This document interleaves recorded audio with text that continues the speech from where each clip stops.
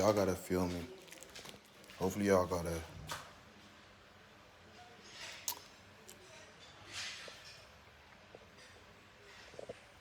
What's good, y'all? It's your boy Trilogy. I want you guys to hear me. Like, I need you guys to feel me on this one today. Alright, so I'm not aging gracefully, man. Like, I ain't even that old. I'm not aging gracefully. Like, it's not like I'm aging ugly. I'm not graceful. Like, there's no smoothness right now. Even though to a lot of folks are like, yo, G's moving effortlessly, man. My mind's free. Man, I'm free cause if I don't go free, I would have gone crazy. Alright, so let's break this down, man. Let's get into today's talk.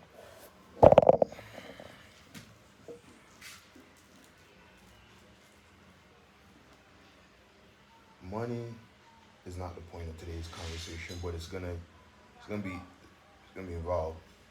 It's gonna be involved. Um, what prompted this talk today was reality that yo man, we have an opportunity, like we're resetting, like we're going into an age that's gonna be decentralized, but it's gonna be the centralized powers that are gonna dictate the culture. They're not gonna hold the power necessarily, but they're gonna dictate the culture in itself. That's gonna be a form of power. But also the old fathers of culture, like black community, whatever. We're gonna have our own way of allowing our culture to boom. So like, anyways. So I'm not aging gracefully, bro. Like at this point, I should be ecstatic for the ability to jump into this new world, this new wave. But fam, like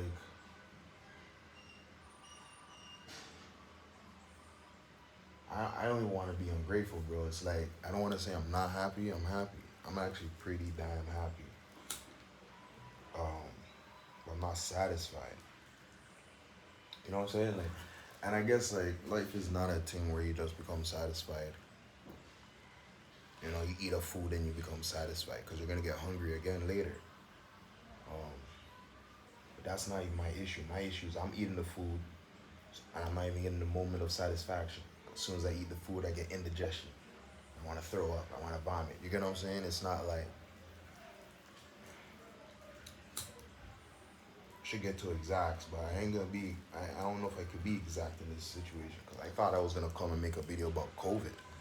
Like when I was balling up this spliff, I was like, I'm gonna come and talk to these guys about COVID and the fact that we went too far discussing about vaccines at this point. We should have been talking about virus theory, germ theory versus terrain theory. We should have been having that conversation, because if it's truly about viral or virus theory, why couldn't and why didn't we ever have vaccines for AIDS? You know what I mean? That's a virus. Oh, now we don't have a vaccine for AIDS. HIV. If we're gonna be like, technically correct. But we have like all these vaccines out of nowhere. I don't know.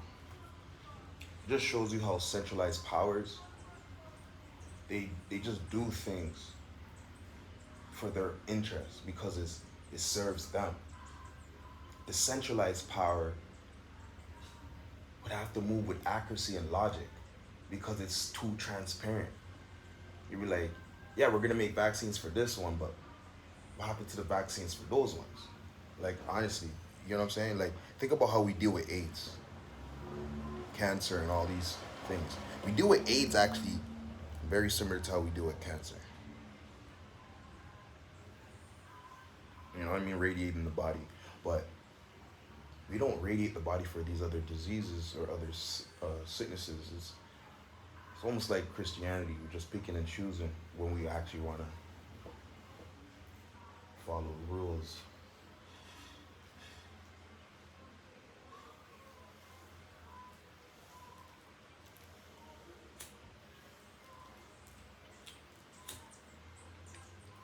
Anyways, yeah, I'm not aging gracefully at this point. I need to tap into that. Like, certain things I had disciplined as a young man. I let certain things in life come and undiscipline me. Like, come and like knock me down. You guys know me. If any of you guys know me, you guys know I get knocked down a billion times. I'm getting up a billion and one. But it's not about that. It's about the energy. Like you can get up. You get knocked down, you get up. But can you throw a punch again? How's your stance? You know what I'm saying? Simple thoughts, simple things that actually contribute to the reality of what I'm fighting. Like I feel at this point, I have less I have less supporters than when I was fresh out of high school saying I wanted to start my music career. I have more followers and more people like whatever, but I have less support. At this point, I'm supposed to be, I'm supposed to have created my own support system. I'm supposed to have kids. There's supposed to be a little GMF running around saying, "Hey, daddy," again, be like, I'm doing a video right now. I'm doing a video." And the reason why that's so important, because I know all my kids are gonna be geniuses at music, and they're gonna have the choice whether they want to do music or not. But it's gonna be almost impossible for them not to say, "Yeah, let's get into the music game," because the networks I built, it's not gonna be the kind of BS that other people's children have to go through when they want to pursue music, like what I've witnessed. And even kids I've helped, the parents who were in the industry, they themselves and stuff. All I'm saying is,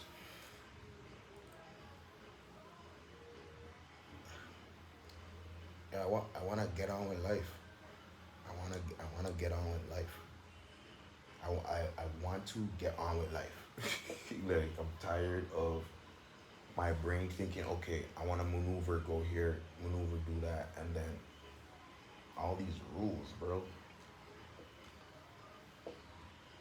It's making me feel like, yo, the only way I'm gonna finesse this whole thing and get back to me is to stop smoking weed. Which in itself, let's talk about that. Let's talk about that, guys. Weed keeps me calm, but it's when I'm agitated, easily angered, easily pissed off, in my ADD mode, excited and thing, that I actually like resonate the best in terms of my value to the world. That's when I've made great music regardless. But that's when I know I've been in that moment and those moments resonated. So since I've been smoking weed, I just been how can I best say it? Because weed has not inhibited my abilities. I've just been so logical because I'm slowed down, like I'm thinking about everything. I'm making every decision logically, calculated. But life is not that. Like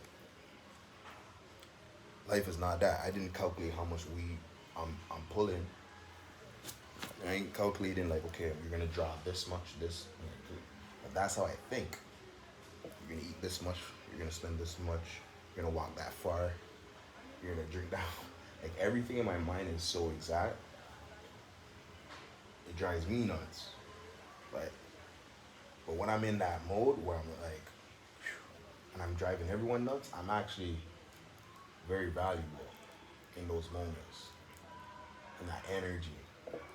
So I think what I've been doing is is tapping into that with logic instead of it allowing it naturally. Ooh. Look like I'm talking to myself in this video. I ain't even really talking to y'all. I thought I was gonna be talking to y'all, but I'm really talking to myself in this one. So here we go. The reality is, in order for me to actually age gracefully,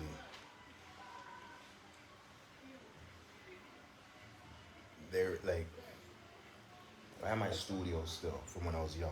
I could age gracefully because I'd be like, look at all that work, look what all that work has done all those years. If I had kids, I could age gracefully. I'd be like, see, that's the point. I'm older because I created that. Right now I'm older and I'm like, what do I have?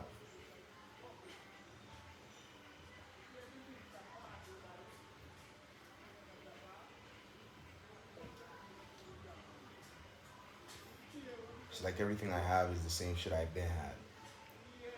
And I lost a bunch of the shit I've been had. The great, I guess the good thing about it, things I still have are more refined. You know, my love for music is more refined. My love for tech, my ideas. So I'm not gonna waste all my creative energy be sitting in this mode. But I just had to let that be known. Aging gracefully is something that could only happen when you can look back at life and see that you accomplished this and accomplished that, and see what those accomplishments are doing for the world.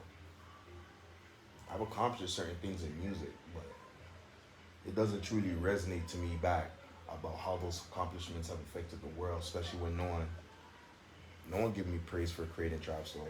So no one actually like agrees that I invented trap soul. And it's almost like everybody not agreeing so much is making me believe that I didn't do it.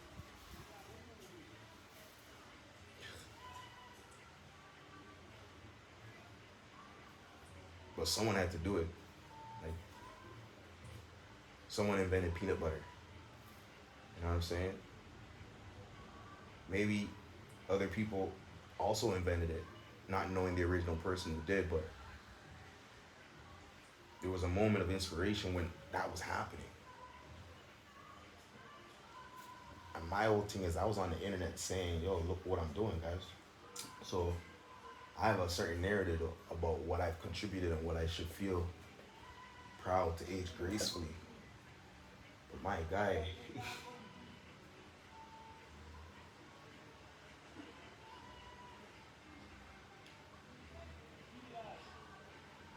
like I just feel like I just get used. I help people and I want to, but I don't even want to be helped. You know what I'm saying? I want to be used. I just want to be used at my right value, which is ultimately my fault. If I'm not properly valuing myself when I get into situations, because I just want to be helpful, I'm happy to be there. But my energy is veteran, so I can't actually have the energy of being happy to be there. I want to run the show. I'm put in positions of leadership to run the show. Well, that big money talks, bro. And I ain't no boy wonder pockets, I ain't no OVO pockets, but my city is that. It's crazy the way you compare yourself to situations that you should never compare yourself to. I've never had a factor of producers sending me beats so that I can use under my name. I've never had an artist that was on TV come and say, yo, I'm gonna use your sound to push my image. You know what I'm saying? So I should not be comparing myself to those guys. Because if I had that situation, there would be no OVO. If Drake found me, there would be no D10 and Boy Wonder. I'm not gonna say he would have left those mans, but when Page stopped working with those mans, he came and worked with me. You know what I'm saying? And when I met him, he already knew who I was. So that was a weird thing for me, because the internet is such a big thing right now, but it was such a big thing back then. So how me posting stuff to the internet have folks in Toronto know about me? I didn't get it. But at the same time, I knew about them. See, I was respecting people in my mind way greater than I should have. And they were respecting me. But because I didn't hold myself to the right regard of my true role in this community, my true skill set as a musician, got, as my ex would say, I got giddy. So that's an interesting point, G.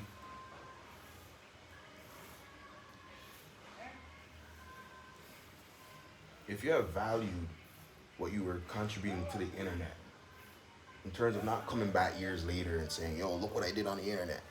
But in those moments, creating the right moves, shaking the right hands, but ensuring the right deals were coming from it. You can age gracefully, fam. You would have been able to age gracefully. You would be chilling right now and saying nothing, yeah. So I don't have no regrets. I'm learning the lesson. You know what I mean?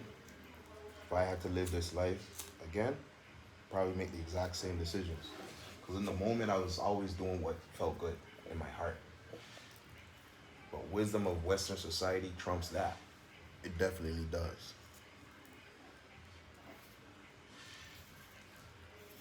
Anyways, I ain't trying to make this video too long, especially when I ain't coming on here talking the gems I wanted to talk. Inspiration brought it a different way. But it's something I started to share because these thoughts are actually probably more real than any thoughts I've ever had because, you know, I'm actually chilling on the landscape of where my family comes from. Like there's a true humility of the lifestyle that I could have been raised in if I was born here.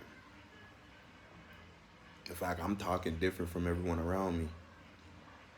You know what I'm saying? And that's based on a lifestyle I was raised in. But there is a reality of what my DNA could have been bound to.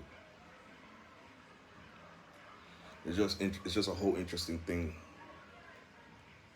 Just a whole interesting thing. There's a bunch to think about.